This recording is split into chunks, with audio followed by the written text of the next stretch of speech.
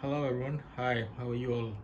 Right, so it's been a long time since I've made a video. So if you've been following my channels, I've been making these review videos on the Android television. However, I have now replaced my Sony Bravia Android TV with a Sony Bravia Google TV, and this one is a 55-inch OLED Google TV from Sony Bravia, right?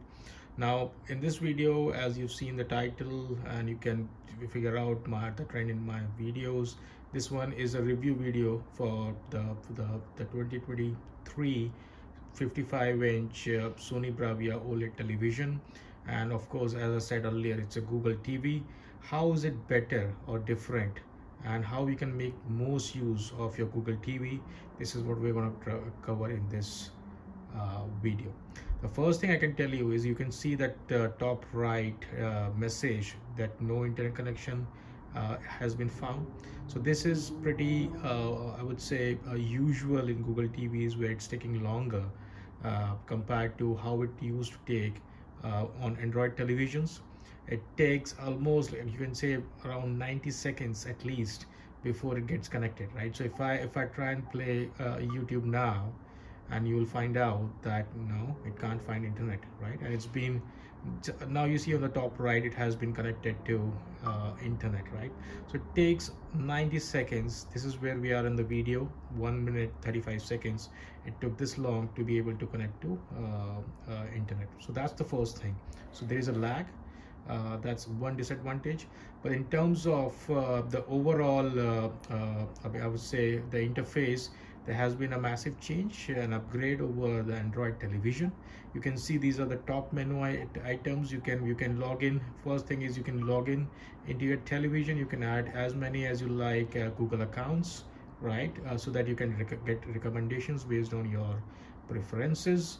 Again, if I go back here and I select on manage accounts, it will allow you to add different, these are the settings. So setting lock, do you want to this will protect your settings. No one would be able to change if I select this one. This is one thing that they've kind of added, but the point is you need to enter your Google password to be able to do that. So that's first feature that they've added.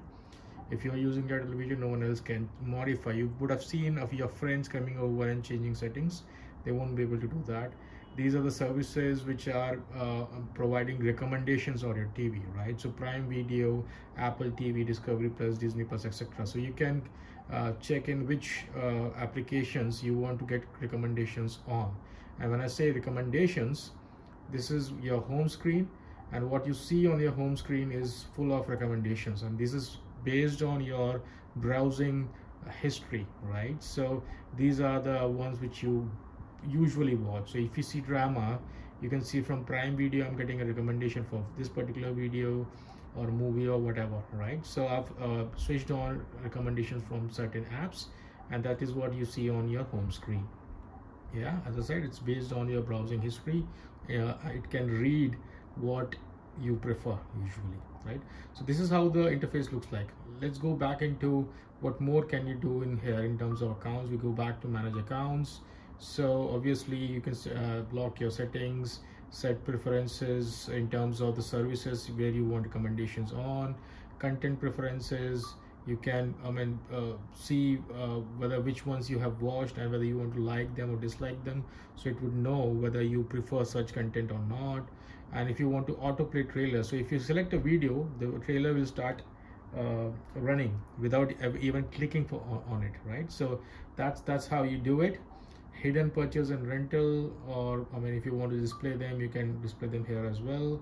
Going back, payment and purchases, if you've done it, it will show here your history. Google Assistant, obviously on these remote controls there is a Google Assistant button. You can click on it and it will kind of do the work for you. Open YouTube. Opening YouTube. So this is how you do it, right? You press this button, you give a command, and it will do it for you, right? So this is pretty good. I've seen a number of other televisions where there is Google Assistant, but it just has Google Assistant. It does not give you anything, but this is pretty perfect, right? And I've never seen, I've said something and it hasn't been able to understand what I'm saying. So the AI is really good.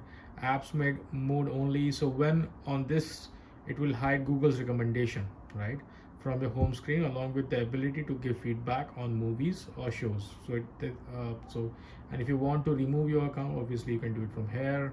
Uh, but more importantly, you can add as many accounts as you want. So if your partner doesn't want to get, or they have different preferences in terms of what they want to watch, they can add accounts, etc. Right now, again, I mean, these are recommendations and the for you. If you go to movies, again similar recommendations, but specifically for movies, you can see, the genre that you like, whether you like cartoons or romantic movies, adventure films or whatever, right? This is how it looks. And you can obviously click on these and buy them, right? So if I want to buy this movie, I can go and buy it for $2.99. Yeah, so it gives you the price. All you need to do is you add your debit cards into your account, and the money would be deducted. Yeah, it's a first time hassle, and then over a few clicks you would be able to do that going forward.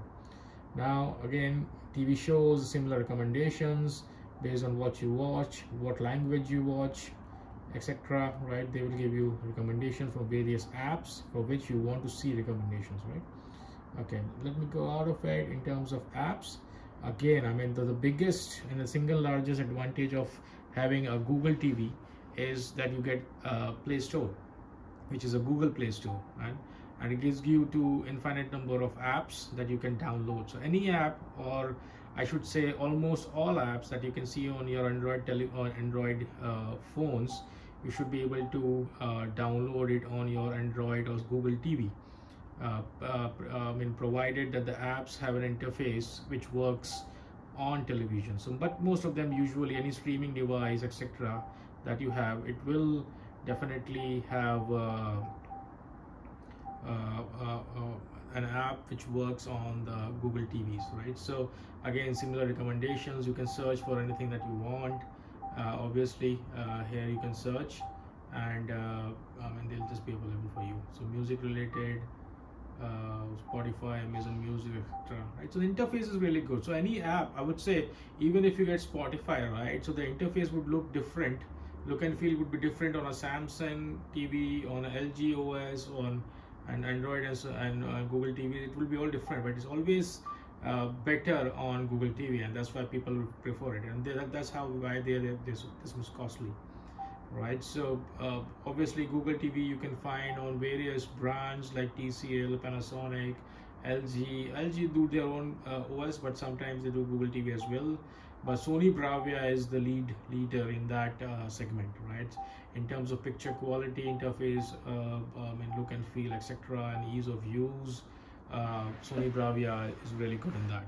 And if I show you the remote control in here, right, so you can see a button for YouTube. So you click on that and it takes you directly to YouTube. You click on Netflix, it takes you directly to Netflix. Same for Disney Plus and Amazon Prime. Yeah, you can see it here. Okay, fine. Google Assistant is here. You can press open YouTube. Opening YouTube. That's how it is, how fast it is, right? So it is pretty cool. Now if I go back to the home and show you the rest of it, then you've got library where you can add your watch list for whatever you want to watch. You can add it here. You can make purchases from here as well. Content which is rented or purchased on Google TV is usually available here, right? And then if you need something specific to Sony, this is where they would promote anything they want to. So this is basically Sony pictures or Sony related stuff that you will find in here, right? So that's in here, and then obviously you can search directly, but I think it's much easier to kind of use Google Assistant to search anything. Obviously you have to train your remote first time with your voice, and then you can do it. And then if you go to settings, and if I open settings, this is how the settings look like. And I've done several videos on kind of explaining each and every setting that is provided by this television, right? So I won't be going into details into this video, but you can browse my channel and you should find a video that should kind of elaborate and explain and provide a demo of what each setting provides you in here. So I think that is what I wanted to cover on this video. Wanted to give you a brief overview of how the Google TV looks like. I've done videos on the performance, how you can improve the performance if your television, smart television, is going slow. The best settings for you. At the same time, what settings should be on the television so that the resources, and when I say resources, if there are multiple apps running at the same time, your TV does not get slow. How you can do that? Plus, from security perspective, what you should do, because not all apps are very much trusted. They might be spying on you. So there are certain security settings that you can enable to avoid such things which you might not like, right?